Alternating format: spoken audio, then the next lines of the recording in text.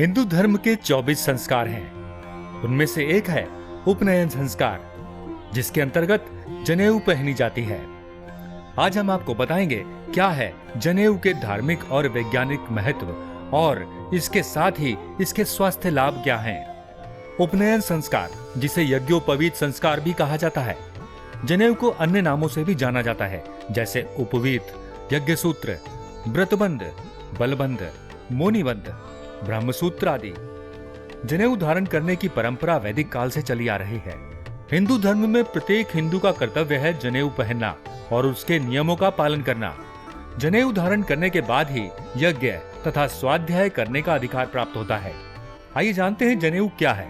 यह 3 धागों वाला सूत से बना पवित्र धागा होता है, जिसे व्यक्ति बाएं कंधे के ऊपर तथा दाईं भुजा के नीचे पहनता है, अर्थात इसे गले में इस तरह डाला जाता है कि वह बाएं कंधे के ऊपर रहे।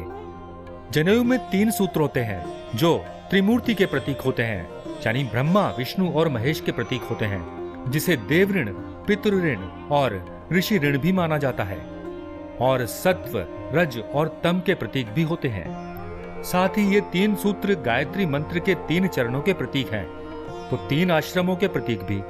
जनेऊ के एक एक तार में 3-3 तार होते हैं, अतः कुल तारों की संख्या 9 होती है।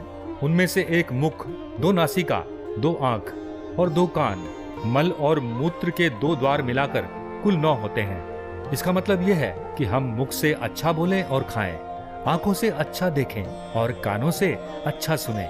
जनेऊ में 5 गांठ लगाई जाती है, जो ब्रह्म, धर्म, अर्थ, काम और मोक्ष का प्रतीक है। ये 5 यज्ञों, 5 ज्ञानेंद्रियों और 5 कर्मों के भी प्रतीक हैं। जनेऊ धारण करने की उम्र क्या है? जिस दिन गर्भ धारण किया हो उसके 8वें वर्ष में बालक का उपनयन संस्कार किया जाना चाहिए।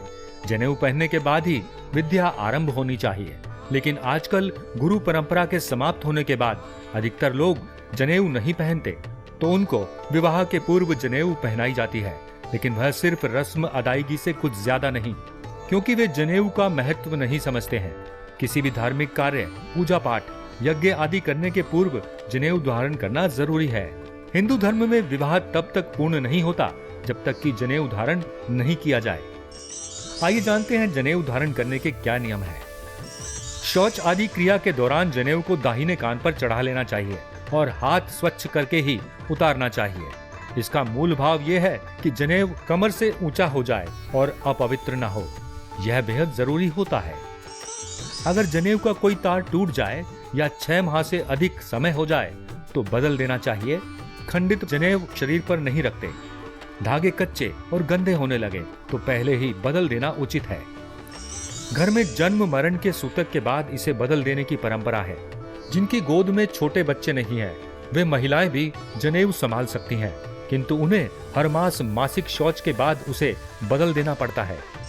जनेऊ शरीर से बाहर नहीं निकाला जाता। साफ करने के लिए उसे कंठ में पहने रहकर ही घुमाकर धो लेते हैं। भूल से उतर जाए तो प्रायश्चित की एक माला जप करने या बदल लेने का नियम है।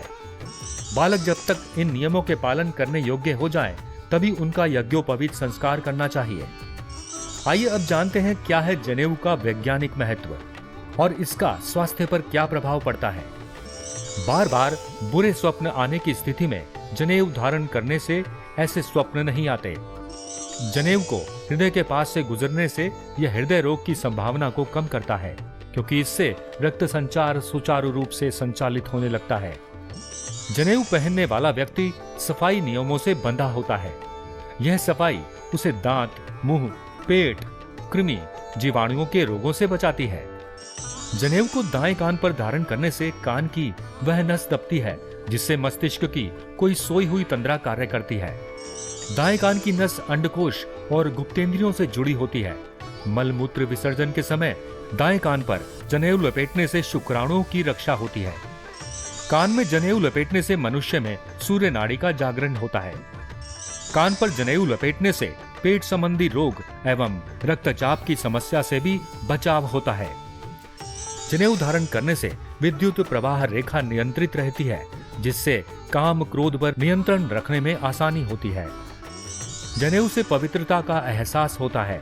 यह मन को बुरे कार्यों से बचाती है। जनेऊ से कब्ज, एसिडिटी, पीठ रोग, मूत्रेंद्रिय रोग, रक्तचाप, हृदय के रोगों सहित अन्य संक्रामक रोग नहीं होते हैं। सब्सक्राइब करें हमारे YouTube चैनल साधना गोल्ड को और पाएं वीडियोस सबसे पहले। और हाँ, बेल आइकन दबाना ना भूलें।